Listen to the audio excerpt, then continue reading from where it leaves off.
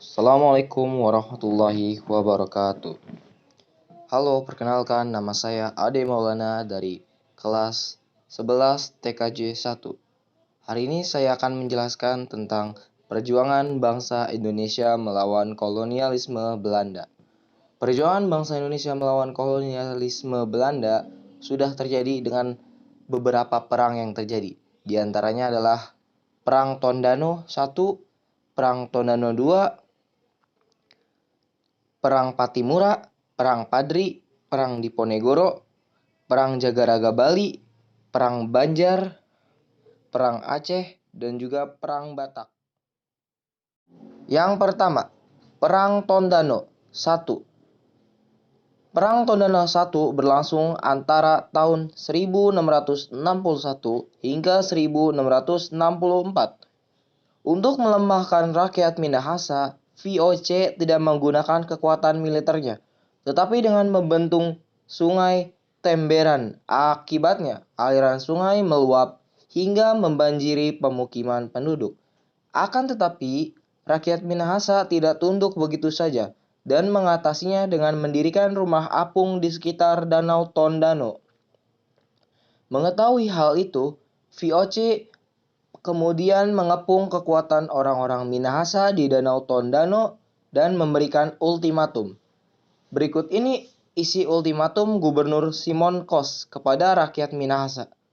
Yang pertama, masyarakat Tondano harus menyerahkan tokoh pemberontak kepada VOC. Yang kedua, masyarakat Tondano harus membayar ganti rugi dengan menyerahkan 50-60 budak karena rusaknya tanaman padi akibat luapan sungai Temberan. Akan tetapi, ultimatum itu tidak dihiraukan oleh masyarakat Minahasa, sehingga VOC memilih untuk mundur ke Manado. Pilihan VOC untuk mundur ke Manado ternyata membuat keadaan masyarakat Minahasa semakin sulit. Pasalnya, hasil pertanian penduduk menjadi menumpuk karena pembeli dari bangsa Spanyol telah diusir VOC dari Nusantara.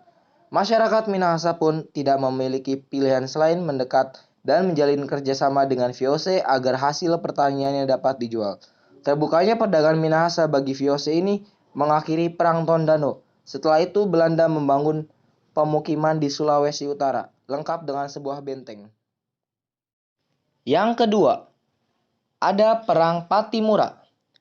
Pada tahun 1817, Belanda berusaha menguasai Maluku dengan monopoli perdagangan. Rakyat Maluku yang dipimpin oleh Thomas Matulesi atau dikenal sebagai Patimura menolaknya dan melakukan perlawanan terhadap Belanda. Pertempuran sengit terjadi di benteng Durstede, Saparua. Belanda mengerahkan pasukan secara besar-besaran sehingga rakyat Maluku terdesak. Perlawanan rakyat Maluku melemah akibat tertangkapnya Patimura dan Marta Christina Tiahahu. Yang ketiga, ada Perang Padri. Perang Padri diawali dengan konflik di antara kaum Padri dan kaum adat terkait pemurnian agama Islam di Sumatera Barat. Kaum adat masih sering melakukan kebiasaan yang bertentangan dengan Islam, seperti berjudi dan mabuk-mabukan. Kaum Padri yang terdiri para ulama menasehati kaum adat untuk menghentikan kebiasaan tersebut. Kaum adat menolaknya, sehingga terjadi perang yang berlangsung tahun 1803 sampai 1821. Perang diakhiri dengan kekalahan kaum adat. Kondisi tersebut lalu dimanfaatkan oleh Belanda untuk bekerja sama dengan kaum adat guna melawan kaum Padri. Belanda memang bertujuan untuk menguasai wilayah Sumatera Barat. Salah satu tokoh pemimpin kaum Padri adalah Tuanku Imam Bonjol. Fase perang ini berlangsung tahun 1821 sampai 1838. Sekitar tahun 1833 atau menjelang tahun-tahun terakhir perang, Tuanku Imam Bonjol mengajak kaum adat agar menyadari tipuan Belanda dan akhirnya bersatu melawan Belanda. Perang diakhiri dengan kekalahan di pihak kaum Padri dan kaum adat karena militer Belanda yang cukup sangat kuat.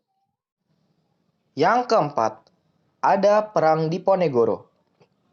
Perang Diponegoro adalah perang terbesar yang dialami oleh Belanda. Perlawanan ini dipimpin oleh Pangeran Diponegoro yang didukung pihak istana, kaum ulama, dan rakyat Yogyakarta. Perang ini terjadi karena Belanda memasang patok-patok jalan yang melalui makam leluhur Pangeran Diponegoro. Perang ini terjadi tahun 1825 sampai 1830.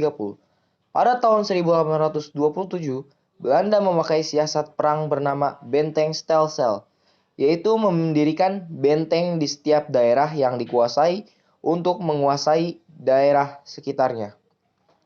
Antara satu benteng dan benteng lainnya dihubungkan pasukan gerak cepat, sehingga ruang gerak pasukan Diponegoro dipersempit. Benteng Stelsel pun belum mampu mematahkan serangan pasukan Diponegoro. Belanda akhirnya menggunakan tipu muslihat dengan cara mengajak berunding Pangeran Diponegoro, padahal sebenarnya itu berupa penangkapan. Setelah penangkapan, perlawanan pasukan Diponegoro mulai melemah. Pada akhirnya, Belanda dapat memenangkan perang tersebut, namun dengan kerugian yang besar karena perang tersebut menguras biaya dan tenaga yang banyak.